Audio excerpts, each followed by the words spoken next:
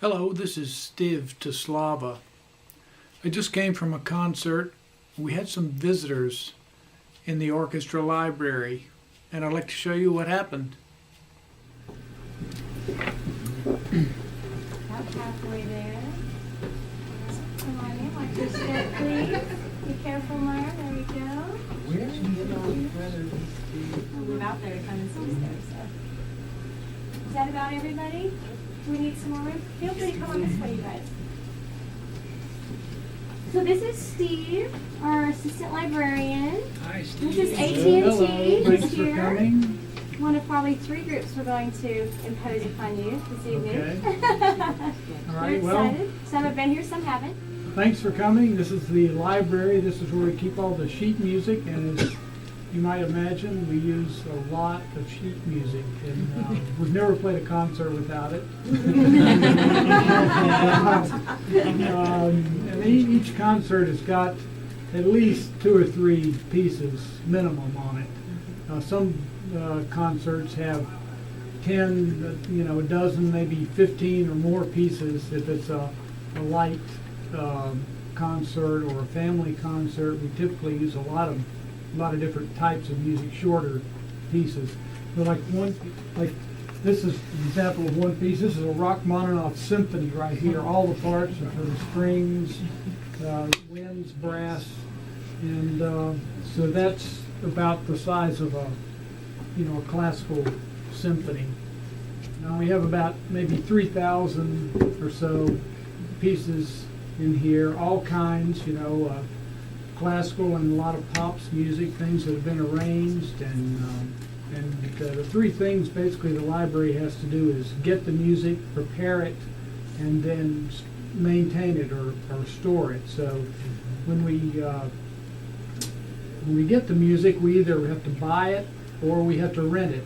Once we get it, we have to prepare it by looking at if there are any mistakes. I'm just working, what I'm doing here with this Rachmaninoff Symphony, I have a list of what is called errata from the Librarians Association. It tells all the mistakes that people have found in it over the years. You would think that music that's been around for such a long time would not have so many mistakes, but it really has a lot of mistakes, printing mistakes.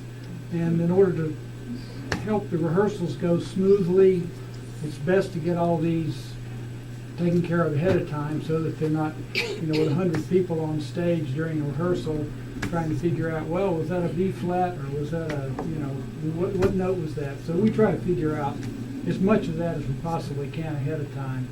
Another thing that's very time consuming that we do is marking the bowings for the string section. And we get a new piece of music, we take a first violin part, and we give it to the concert master, and she will mark up bow and down bow throughout the whole piece the way she wants it. And she'll give it back to us, and we take this one part, and then we copy her markings into all of the other parts for the string section.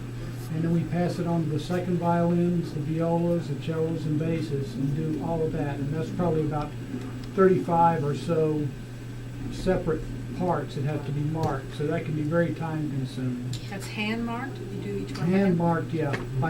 We write it in pencil because they frequently make changes as they're going. A lot of the bowing has to do with how fast the piece is or what exactly the type of articulation the conductor might want, so it may be different than the way the concert master predicted.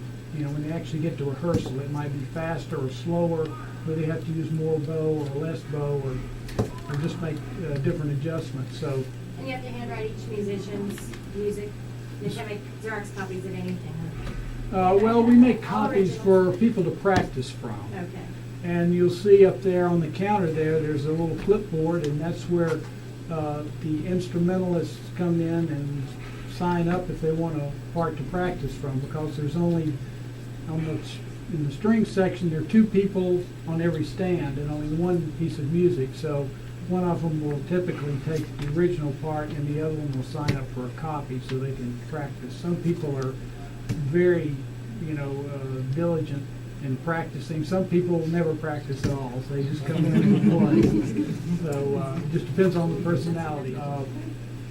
And we keep all our records on the computer. We have records going back for many years. We have a list of, for every piece of music, what instruments are involved, so that when something comes up, like just a week or so ago, we had pictures in an exhibition that's got a saxophone in it. We don't normally have a saxophone, so we have to make sure that the personnel manager knows this piece has got a saxophone in it, so he has to make arrangements to have somebody play saxophone.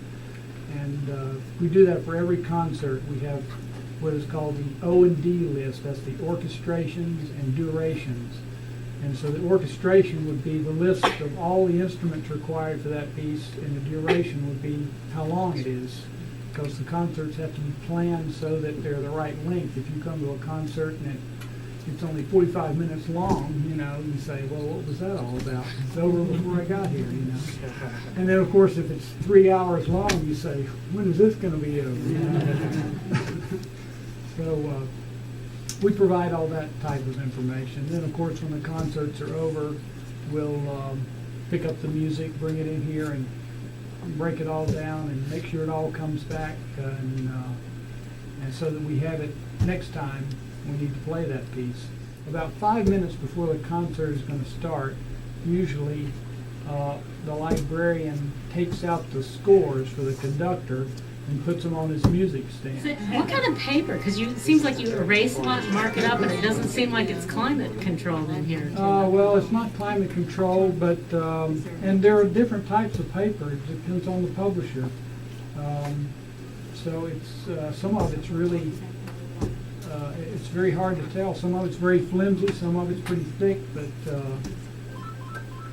you're right. It does take, especially an old part that's been around for a long time, takes a lot of abuse and erasing, and sometimes you mark cuts and things, and you have to take them out for the next conductor and put them back in. And you have page turn problems sometimes. You want, when you get to the end of the page, you need to have some rest there so that you can turn the page easily. And sometimes if that's not there, you have to write out some music or back to where a rest is, or how they did that. make adjustments. And that's another thing, one of the details that we take care of, hopefully, before we get to the rehearsal.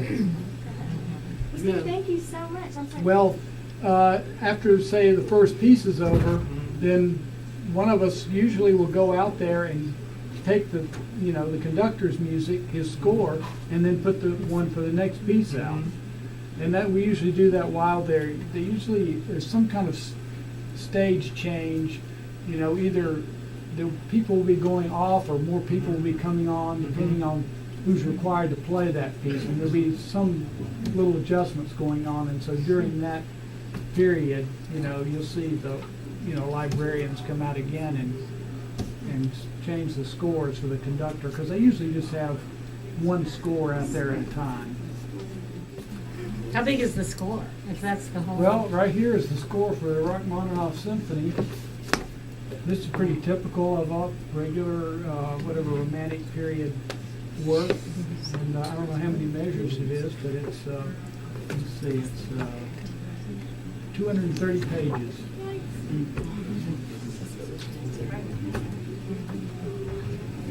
Are there any other questions for Mr. Steve? Well, we sure appreciate you taking the time. Thank you. Thank you. Thank Thank you. We'll just have it back out the way we came, everybody. These are actually. Thanks again for watching. This is Steve to Slava.